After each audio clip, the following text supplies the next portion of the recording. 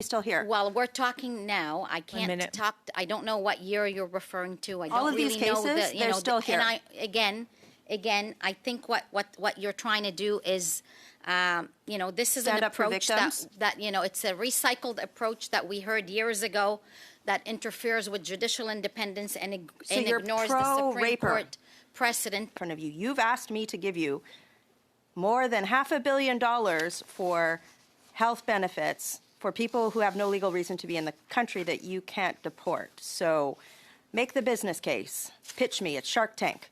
Let's do it.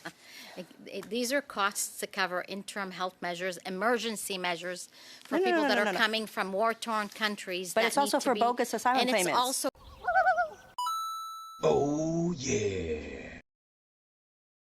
And we begin for 5 minutes with Ms. Rempel-Garner.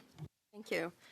Minister, in late September, the Toronto Star reported that there was over 1 million temporary residents that had expiring visas, and yesterday Statistics Canada said that they had not counted 38% of non-citizens. No wonder that Canadians can't find a family doctor. Will you support an amendment to ensure that your department cannot use the Part 7 powers of C-12 to mass extend temporary resident visas? Thank you, member, for that question. I know you brought that forward on the committee, and look, I know you worked hard on these, and we appreciate. Well, This is a new one. So this is a new one. Yes, Ask it's again, on then. notice. So this is a different one than yes. you brought on the committee. So will you support an amendment to ensure that your department cannot use the Part 7 powers to mass extend temporary resident visas? Mass extent. So, did you not bring that to committee? I used procedure in the House, which I can do. Okay. So when we go back to the House, No, members will you're vote here. on that. You're here. Is your department going to use the Part 7 powers to mass extend temporary resident visas? That is not the purpose for that. It's a yes or a no. What I'm saying is that is not the purpose for those amendments. No, I'm asking you. The one example I will give you is during COVID. My understanding is the workers that were here at the time, and this is facts, were not allowed to leave the country, who were working here temporarily. So I believe that was an occasion where they could have, or may So they did? extended You do them want to to stay mass. during COVID. So you do want to mass extend temporary resident visas? That's not what I said. That's exactly what you just said. That's not the purpose for C-12. So I am taking it that the purpose of those powers, based on what you just said, is to mass extend the millions of temporary resident visas that are in the country. I believe I testified when I was here before on the immigration provisions in C2, which are identical to C-12. You didn't testify on this. No, but the same thing would follow on the whether you extend or the opposite of extending, annulling. You were These are confused in the House. exceptional circumstances. These are not something that we Yes. So there's look to do. There's 3 million people in the country on temporary resident visas. That is an exceptional circumstance. It's never happened before in Canadian history. It happened under your government. In the spring, you told me your government has no plans to remove them. You just said that if you had these powers during COVID, you would have extended temporary resident visas. So I don't want you to use your powers to extend temporary resident visas. That's bad. So can you tell the committee whether or not you intend to use those powers to extend the visas or not? Let me clarify. No one minister will have that power individually, whether you're extending or doing the opposite of the extending. So here's the thing. These will go to cabinet. These will go to an OIC. Yes. These will be transparent. These are not something that will be done. So just to be clear, our emergency rooms are overflowing. We have a youth jobs crisis. The provinces, including Cpac, are telling you that they need more money because of the temporary residents. And you are now telling the committee that it is highly possible that you are going to use the powers in Part 7 Point of order, to Chair. do that. No. This is my line of... No, point of order, Ms. Rempel-Garner. Point of order, Mr. For the Frederick. purposes of the record, I did not hear the minister say those words. Let's just be clear Can I about what was respond on that said point of order? and what was not said.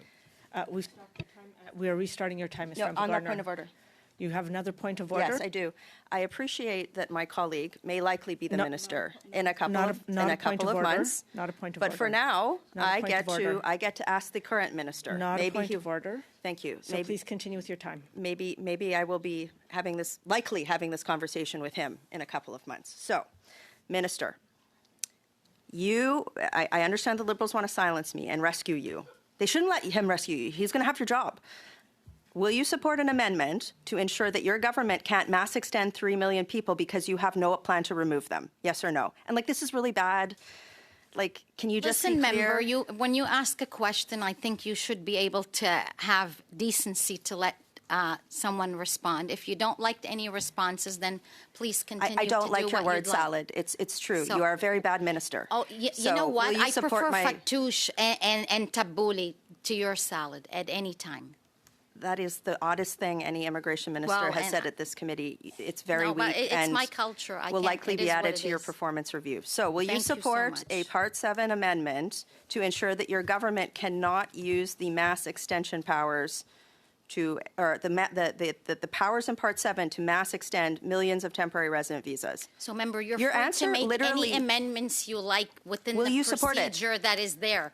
I will take a look, just like any reasonable minister, reasonable whatever. Do you in think terms millions of of what you put residents forth. should Thank be you, Minister. extended? Thank you, Ms. Rempel-Gardner. That is time. Next, we have Michelle Rempel-Gardner for 5 minutes. Thank you, Chair. In December of 2023, a non-citizen went to a hotel here in Canada to meet a 15-year-old for sex, in which he had agreed to pay for these services. He only received 3 months of house arrest and was allowed to go shopping for 3 hours every Sunday throughout these 3 months. His sentencing was lessened so as not to affect his immigration status. Do you think the criminal inadmissibility component, so Section 36(1) of the Immigration Refugee Protection Act, do you think that kept Canadians safe here in this situation? Thank you, member, for that question. I know you know that sentencing decisions are made independently by the courts, where the federal government, though, is responsible for the law is for removals. But under the immigration law, a non-citizen convicted of a serious violent is subject to deportation. Right, but I'll just stop you there for a sec. So you're actually, since you've had trouble understanding questions today, you, as the immigration minister, surprise, you're actually responsible for the Immigration Refugee Protection Act. And that section is under your portfolio. So this guy was convicted of a serious crime. They used a loophole in Section 36(1) to ensure that his sentence was reduced so that he could stay in Canada. Is that good or bad? So there is no federal law that requires judges to reduce a sentence because of immigration consequences. That is the truth. Right, so I'm asking you about Section 36. I'm just going to remind you, this is part of your portfolio. So this is your department. Do you think that section is working? Do you think that, I'll give you another example. There was a 25-year-old who was on a study permit. He sexually assaulted an 18-year-old at a club in my city in Calgary. He was found guilty, and the judge reduced his sentence because of that provision in that bill you're responsible for. The definition of serious criminality, it doesn't work. I just want to feel do you think that's bad? Do you think that maybe we should change that so that people who are non-citizens who are convicted of things like sexual assault get auto-deported rather than just kind of sticking around and doing it again, maybe? So we have legislation in front of us that will ensure serious crimes get dealt with Which one? seriously, Which including legislation? deportations.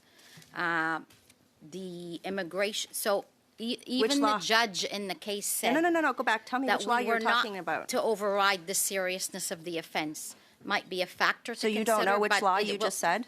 Absolutely, no, it would not override the offense.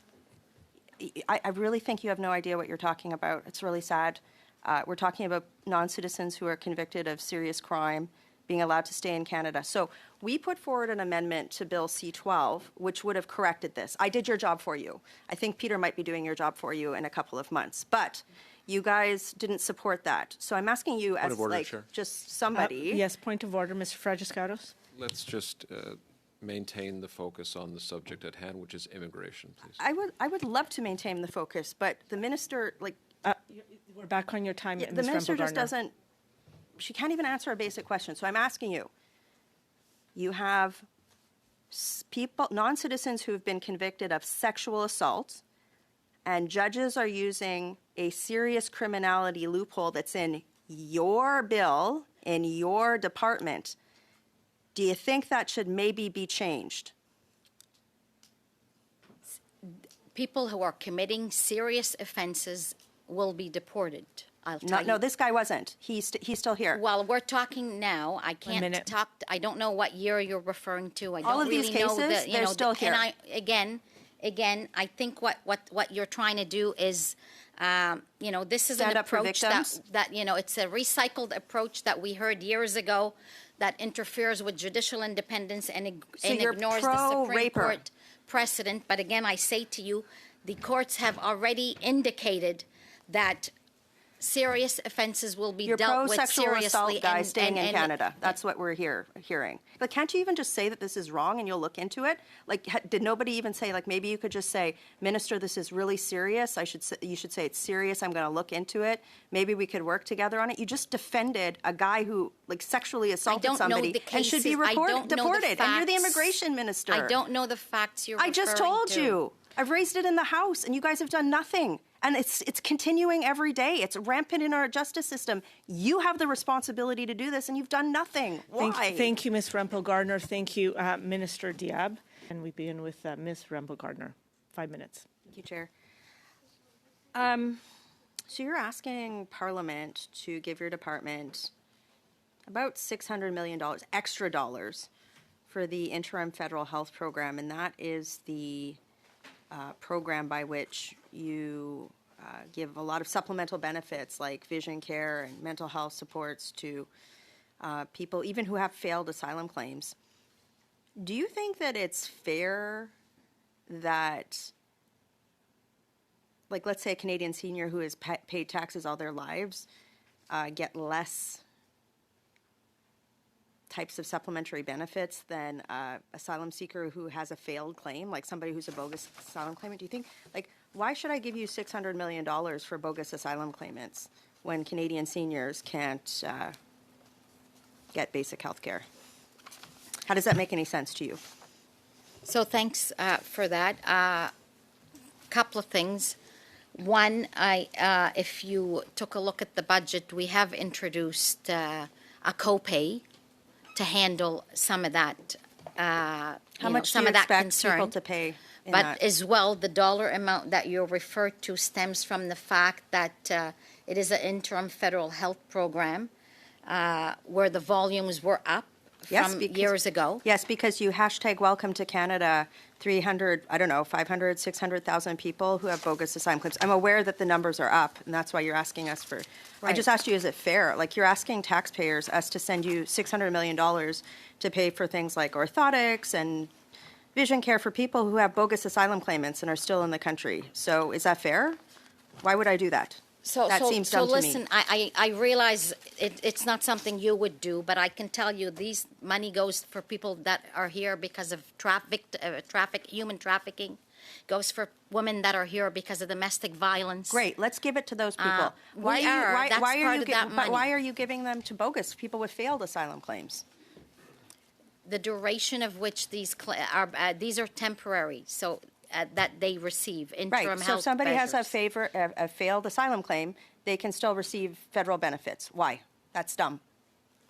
Again, we are introducing measures to ensure that we limit and curb those. But and why with don't you measures just that you cut it are off? obstructing, quite frankly. Well, why? Yes, I'm accepting it. I think it's completely insane that you are giving better health benefits to people with bogus asylum claims than Canadian seniors. So I'm happy to obstruct that. Why wouldn't you obstruct that? Why wouldn't you say, No, this you're is banana obstructing crackers? the fact that we're Stop trying it. to ensure that does not get done. No, you actually are just asking. So if you look in the document you have in front of you, you've asked me to give you more than $500 million for health benefits for people who have no legal reason to be in the country that you can't deport. So make the business case. Pitch me. It's Shark Tank. Let's do it. These are costs to cover interim health measures, emergency measures for No, no, people no, that no, are no, no. coming from war-torn countries. But that it's also need to for be- bogus asylum and claimants. it's also for treating people with diseases. I think, you know, I No, think... no. I want to be clear here. We've tried to pass measures to restrict, like if somebody has a failed asylum claim, bogus, that they should be deported rather than get benefits. And that's exactly what we're doing. We're introducing measures to ensure that that speeds up, and that exactly Yeah, but you're still happens. giving them benefits, so why would they leave? And you're allowing them to endlessly appeal. Why would you, like, this is crazy. So the measures that we're putting in would Okay. curb all of that. Yeah. Okay. Why are you still giving TFW work permits to fast food restaurants in major urban centers? That's crazy. Again, as I 1 minute. explained before, the ESDC goes through and decides where we have labor gaps. People who are getting these, businesses who are getting these have to go through an But LMIA assessment. Did you tell Patty, I'm a little uncomfortable issuing these permits? We have a 20% youth job crisis. I am not going to give Tim Hortons in urban centers work permits. We should change the program. Have you said that to your colleague? Any employer that receives these goes through a strenuous process where they have to show they cannot find, as well, it's 1% of our target. But there's a lot of fraud in that, it's- and I have a hard time believing that a fast food restaurant in downtown Toronto needs a TFW for basic work. So have you made any effort to close the program off? Like if you said, hey, maybe we should bet on Canadian kids and scrap the program? We're always betting on Canadian kids. That's don't why think we you have are. what we have. As in terms of facts, there's a 70% decrease That in is the time. temporary foreign Thank you, Ms. worker permits Rempel-Gardner. in Thank you. low-wage industries. Thank you, Minister Diab. Colleagues, I'm going to ask again, please direct your questions and comments through the chair. Please direct your comments and questions through the chair. Thank you. Next.